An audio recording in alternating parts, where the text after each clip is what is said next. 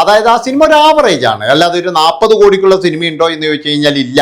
എനിക്ക് തോന്നുന്നത് അതിൻ്റെ അകത്ത് എന്ന് പറഞ്ഞു കഴിഞ്ഞാൽ ഒരു 15-20 കോടി നമ്മുടെ പൃഥ്വിരാജിനുള്ള പ്രതിഫലമായിരിക്കും എന്നാണ് എനിക്ക് തോന്നുന്നത്. ബാക്കി 20 കോടി കൊണ്ടായിരിക്കാം ഈ ഒരു സിനിമ നിർമ്മിച്ചത് എന്നാണ് എൻ്റെ ഒരു കണക്കുകൂട്ടൽ.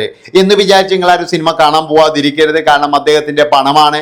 പിന്നെ വേറൊരു കാര്യം ഞാൻ പറയാം സന്ദീപ് സേനോട്, നിങ്ങൾക്ക് 40 കോടി പോകുമ്പോഴുള്ള വിഷമം എല്ലാ 130 കൊടുത്തിട്ട് സിനിമ കാണുന്നവർക്കും ഉണ്ട്.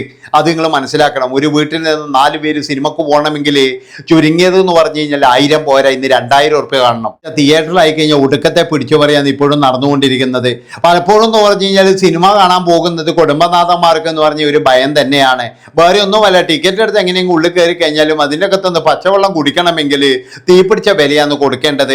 250 രൂപ കൊടുത്തൊരു തിയേറ്ററിൽ പോയിട്ട് ഒരു മാളിൽ പോയിട്ട് ഒരു സിനിമ കാണുന്നവന് പിന്നെയും കൊടുക്കണം അവിടെ പൈസ എന്നുള്ളതാണ്. എന്തിനധികം പറയുന്നു, മൂത്രം ഒഴിക്കുന്നതിന് വരെ പൈസ വാങ്ങി. നമസ്കാരം, പുതിയൊരു വീഡിയോയിലേക്ക് എല്ലാവർക്കും സ്വാഗതം. തന്റെ 40 കോടി രൂപയുടെ മുടക്കാണ്, അത് ഇങ്ങനെ പൊളിക്കാൻ പാടില്ല, നെഗറ്റീവ് പബ്ലിസിറ്റി ആയതുകൊണ്ട് തനിക്ക് ഒരുപാട് നഷ്ടങ്ങൾ നേരിട്ടുണ്ട് എന്ന് പറഞ്ഞ് നമ്മുടെ വിലായത്ത് ബുദ്ധ എന്ന് പറയുന്ന പൃഥ്വിരാജ് സിനിമയുടെ നിർമ്മാതാവ് സന്ദീപ് സേന കൊണ്ടുപോയിട്ട് ഇന്നൊരു കേസ് കൊടുത്തിട്ടുണ്ട്. ഒരു യൂട്യൂബ് ചാനലിനെതിരെയാണ് അദ്ദേഹം കേസ് കൊടുത്തിരിക്കുന്നത്. ആ ഒരു വാർത്ത കണ്ടപ്പോഴേ എനിക്ക് തോന്നിയത് അത് പൃഥ്വിരാജിനോടുള്ള പേഴ്സണലായിട്ടുള്ള ഒരു ദേഷ്യം കൊണ്ടാണ് അവർ ഇത്രത്തോളം പറഞ്ഞത് എന്നുള്ളതാണ്. എന്താണെന്ന് വെച്ച് കഴിഞ്ഞാൽ നമുക്ക് എല്ലാവർക്കും അറിയാം, എമ്പുരാൻ എന്ന് പറയുന്ന ഒരു സിനിമ ഇറങ്ങിയതും അത് കഴിഞ്ഞതിന് ശേഷം ഉണ്ടായ വിവാദങ്ങളും കാര്യങ്ങളൊക്കെ നമുക്ക് എല്ലാവർക്കും അറിയാം.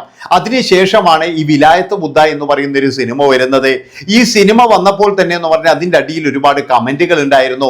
കാരണം എന്താണെന്ന് വെച്ച് കഴിഞ്ഞാൽ പൃഥ്വിരാജിന്റെ സിനിമ ആയതുകൊണ്ട് ഇതെങ്ങനെ പൂട്ടിക്കാം എന്ന് തന്നെയാണ് അവിടെയുള്ള എല്ലാവരും നോക്കിയത്. നമുക്കൊരു സിനിമയെ പറ്റിയിട്ട് നമുക്കൊരു അഭിപ്രായം പറയാം, പക്ഷേ ഇമാതിരി തീട്ടത്തിലുള്ള അഭിപ്രായം പറയരുത് എന്ന് എനിക്ക് പറയാനുള്ളൂ. അതായത് അയാളെ ശരിക്കും പറഞ്ഞ തറ പറ്റിക്കുന്നതിന് വേണ്ടിയിട്ട് അയാൾ ഒരു സിനിമ എടുത്തു, ആ സിനിമ മുഴുവൻ ഞങ്ങളുടെ വിരുദ്ധത്തിനെതിരാണ് എന്നുള്ള രീതിയിൽ ഇവരൊക്കെ കൊണ്ട് എത്തിക്കുകയാണ് ചെയ്തത്. പൃഥ്വിരാജ് എന്ന് പറയുന്ന ഒരു നടനെ നമുക്ക് എല്ലാവർക്കും അറിയാം, അദ്ദേഹത്തിന്റെ അഭിനയം മോശമല്ല. വിലായത്ത് ബുദ്ധ എന്ന് പറയുന്ന സിനിമയിൽ തിളങ്ങി നിന്നത് പൃഥ്വിരാജും അതുപോലെ തന്നെ എന്ന് പറഞ്ഞു കഴിഞ്ഞാൽ നമ്മുടെ ഷമ്മി തിലകനും തന്നെയാണ്. എല്ലാവർക്കും അറിയാവുന്ന കാര്യമാണ്. ആ ഒരു സിനിമയ്ക്ക് എന്ന് പറഞ്ഞു കഴിഞ്ഞാൽ എല്ലാവർക്കും ആ സിനിമ പരാജയമാണെന്ന് പറയാൻ കഴിയില്ല. എന്നാലും ചില ആൾക്കാർക്കൊക്കെ ഒരു ആവറേജ് ആയിട്ട് തോന്നിയിട്ടുണ്ടാകാം. അതിൽ സംവിധായകന്റെ പ്രശ്നങ്ങളുണ്ട്, അതുപോലെ എഴുത്തിന്റെ പ്രശ്നങ്ങളുണ്ട്. കാരണം എന്താണെന്ന് വെച്ചാൽ വിലായത്ത് ബുദ്ധ എന്ന് പറയുന്നത് ഒരു സൂപ്പർ ഹിറ്റ് നോവലാണ്. ആ നോവൽ അതുപോലെ എടുത്ത് സിനിമയാക്കി കഴിഞ്ഞാൽ പലർക്കും ഇഷ്ടപ്പെടത്തില്ല. അത് തന്നെയാണ് ഇവിടെയും സംഭവിച്ചത്. അപ്പോൾ സിനിമക്കെതിരെ സിനിമ പൂട്ടാനും ഇനിയുള്ള പൃഥ്വിരാജിന്റെ ഏത് സിനിമ വന്നു കഴിഞ്ഞാലും ഞങ്ങൾക്ക് കെട്ടിക്കണം, അല്ലെങ്കിൽ ഞങ്ങൾക്ക് പൂട്ടണം, അല്ലെങ്കിൽ പൃഥ്വിരാജിനെ തുണക്കാൻ അവന്മാർ വന്നിട്ടില്ല, ഞങ്ങൾ ഒരിക്കലും തുണക്കത്തില്ല എന്ന് പറഞ്ഞിട്ട് ഇപ്പൊ 2 ചേരിയിൽ വന്നിട്ട് ഇവിടെ എന്ന് പറഞ്ഞു കഴിഞ്ഞാൽ ശരിക്കും വർഗീയവും രാഷ്ട്രീയവും. എൻ്റെ പൊന്നു സിനിമ ആസ്വാദകരെ, ഞാൻ ഒരു കാര്യം പറയുകയാണ്, അതായത് നമ്മളെ പോലെ സിനിമ ആസ്വദിക്കുന്നവരോട് പറയുകയാണ്, നിങ്ങൾ ഒരു കാരണവശാലും സിനിമയിൽ വർഗീയത കൊണ്ടുവരരുത്. അതുപോലെ തന്നെ സിനിമ എന്ന് പറഞ്ഞു കഴിഞ്ഞാൽ സിനിമയായിട്ട് കാണുക, രാഷ്ട്രീയവും സിനിമയും ഒരിക്കലും ചേരത്തില്ല. അതുകൊണ്ട് സിനിമയിൽ നിങ്ങൾ വർഗീയത കൊണ്ടുവരാതെ ഓരോരാളുടെയും സിനിമ, മമ്മൂക്കാന്റെ സിനിമയും മോഹൻലാലിന്റെ സിനിമയും സുരേഷ് ഗോപിന്റെ ആയാലും അതുപോലെ തന്നെ ദിലീപിന്റെ ആയാലും ആരുടെ സിനിമയായാലും നിങ്ങൾ പോയി കാണുക. കാരണം വെച്ചാൽ അതിൻ്റെ അകത്ത് നിങ്ങൾ വർഗീയത കൊണ്ടുവരരുത്.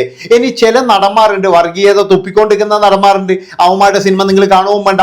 വർഗീയത മാത്രം തുപ്പുന്ന, രാഷ്ട്രീയം മാത്രം തുപ്പുന്ന ചില സിനിമാക്കാരുണ്ട്, അവന്മാരുടെ സിനിമ കാണുമ്പോൾ നിങ്ങൾ പുറംകാലുകൊണ്ട് തട്ടി എറിഞ്ഞോ, അതൊന്നും കുഴപ്പമില്ല. പക്ഷേ പൃഥ്വിരാജ് എന്ന് പറയുന്ന ഒരാളുടെ സിനിമ നശിപ്പിക്കണം എന്ന് കരുതിയിട്ട് ആ ഒരു ചാനൽ പുറത്തുവിട്ട വാർത്ത കണ്ടപ്പോഴേ ശരിക്കും പറഞ്ഞാൽ അതൊരു കവലപ്രസംഗമായിട്ട് മാത്രമേ എനിക്ക് കാണാൻ കഴിഞ്ഞുള്ളൂ. ഏതായാലും സന്ദീപ് സേന പറയുന്നത് തങ്ങളുടെ 40 കോടി രൂപയോളം അതിൻ്റെ അകത്ത് പോയിട്ടുണ്ട് എന്നാണ്. മോനെ സന്ദീപ് സേന, ആദ്യം തന്നെ നിർമ്മാതാവിനോടുള്ള എല്ലാ ബഹുമാനവും കൊണ്ട് പറയുകയാണ്.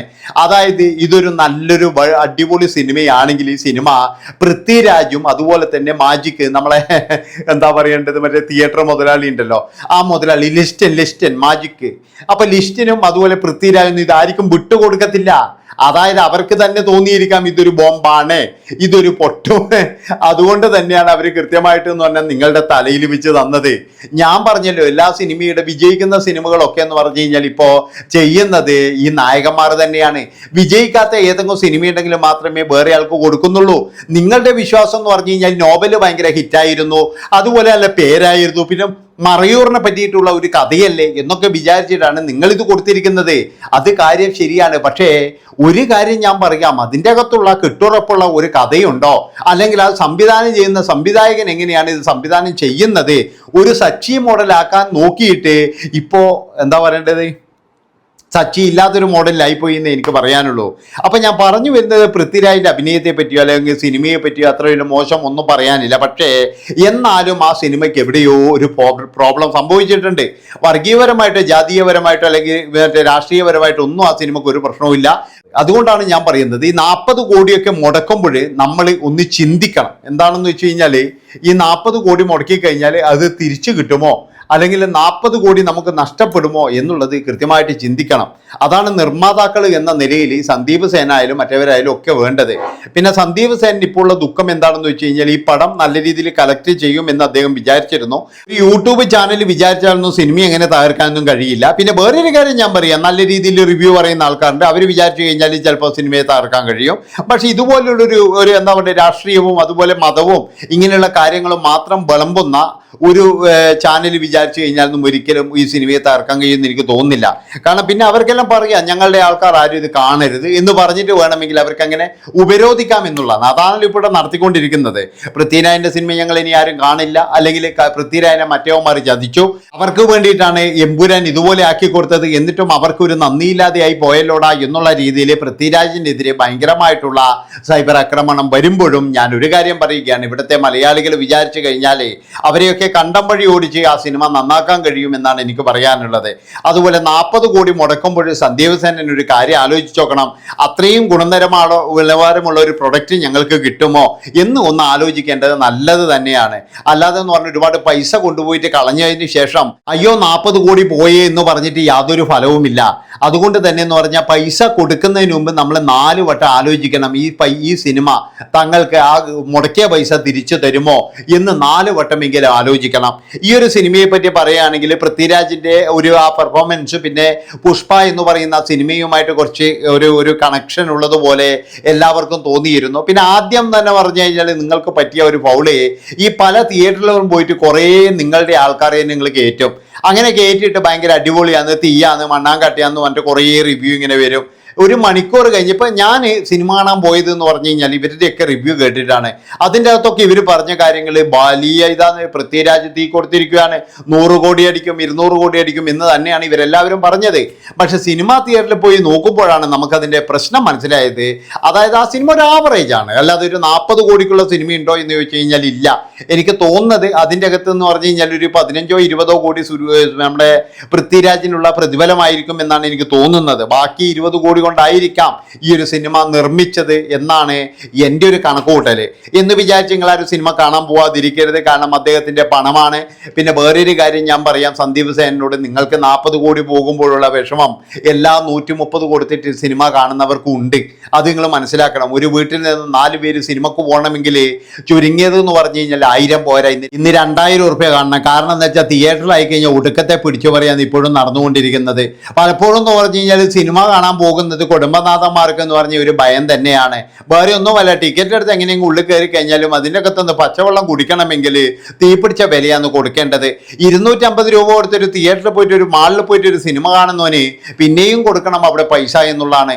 എന്തിനധികം പറയുന്നു, മൂത്രം ഒഴിക്കുന്നതിന് വരെ പൈസ വാങ്ങിക്കുന്ന തിയേറ്റർ ഉണ്ട് എന്നാണ് എനിക്ക് തോന്നുന്നത്. അമ്മാതിരി പിടിച്ചു പറയും, അതുപോലെ തന്നെ ജനങ്ങളെ പിഴിഞ്ഞു കൊണ്ടുപോകുന്ന ഇതൊക്കെയാണ് ആദ്യം തന്നെ നമ്മൾ നിർത്തേണ്ടത് എന്നാണ് എനിക്ക് പറയാനുള്ളത്. അതായത് എല്ലാ തിയേറ്ററിലും ഒരേ ഒരു ചാർജ് മാത്രമായിരിക്കണം, ഒരേ ചാർജ് ഒരേ സിനിമ, അതല്ലേ വേണ്ടത്. അല്ലാതെ എന്ന് പറഞ്ഞാൽ ഒരു തിയേറ്ററിൽ 250, അതേ സിനിമക്ക് വേറെ ഒരു തിയേറ്ററിൽ 130, വേറെ ഒരു തിയേറ്ററിൽ 150, ഇങ്ങനെയുള്ള ഈ ഊളപ്പരിപാടികൾ നിർത്തുക എന്ന് തന്നെയാണ് എനിക്ക് പറയാനുള്ളത്. പിന്നെ വേറെ 130ൻ്റെ തിയേറ്റർ ആണെങ്കിൽ നമുക്ക് വല്ല വെള്ളമെങ്കിലും കൊണ്ടുപോകാം, മറ്റുള്ള തിയേറ്ററിൽ വെള്ളം കൊണ്ടുപോകാം, ഇങ്ങനെ ഒരു നോട്ടാണ്. അതുപോലെ സെക്യൂരിറ്റിക്കാരനാണെങ്കിൽ വെള്ളം വരെ അവിടെ പിടിച്ചു വെക്കുകയും ചെയ്യും. ഇങ്ങനെയൊക്കെ കഷ്ടപ്പെട്ടും അനുഭവിച്ചുമാണ് നമ്മളെല്ലാവരും സിനിമക്ക് പോകുന്നത്. അവിടെ എത്തിയിട്ട് സിനിമ നോക്കുമ്പോഴെന്ന് പറഞ്ഞു കഴിഞ്ഞാൽ നമുക്ക് ഇഷ്ടപ്പെട്ടിട്ടില്ലെങ്കിൽ നമ്മൾ ശരിക്കും പറഞ്ഞു കഴിഞ്ഞാൽ ഭയങ്കര വിഷമത്തിലാകും. എന്തിനധികം പറയുന്നത്, കരം എന്ന് പറയുന്ന ഒരു സിനിമ ഈയിടെ ഇറങ്ങിയതാണ്. ഈ കരത്തിനെ പറ്റിയിട്ടുള്ള നെഗറ്റീവ് അഭിപ്രായങ്ങൾ വരുന്നത് ഞാൻ സിനിമക്ക് ഈ ക്യൂ നിൽക്കുമ്പോഴാണ്. അപ്പോൾ തന്നെ ഞാൻ അത് ക്യാൻസൽ ചെയ്തു. കാരണം എന്താ, വേണ്ടാന്ന് വെച്ചു. കാരണം നെഗറ്റീവാണോ, നമ്മൾ അടുത്ത റിവ്യൂ നോക്കുമ്പോഴാണ് മനസ്സിലാകുന്നത് ആ പടം ഒന്നിനും കൊള്ളത്തില്ല. ആ പടം പിറ്റേന്ന് തന്നെ തിയേറ്ററിൽ പിൻവലിക്കുകയും ചെയ്തിന്. വിനീത് ശ്രീനിവാസൻ എന്നുള്ള ഒരു ഐഡി വെച്ച് മാത്രമാണ് ആ സിനിമക്ക് കയറുന്നത് ആൾക്കാർ. പക്ഷെ അവർക്ക് നല്ല രീതിയിൽ കൊടുക്കാൻ കഴിയുന്നില്ലെങ്കിൽ അത് വിനീത് ശ്രീനിവാസന്റെ പരാജയമാണ് എന്നേ ഞാൻ പറയുള്ളൂ. ഇത്രയും പറഞ്ഞുകൊണ്ട് ഏതായാലും സന്ദീപ് സേനന്റെ ആ ഒരു കേസുമായി മുന്നോട്ട് പോട്ടെ, എന്നിട്ട് അവരെന്താണെന്ന് വെച്ചാൽ തീരുമാനിക്കട്ടെ. നന്ദി, നമസ്കാരം.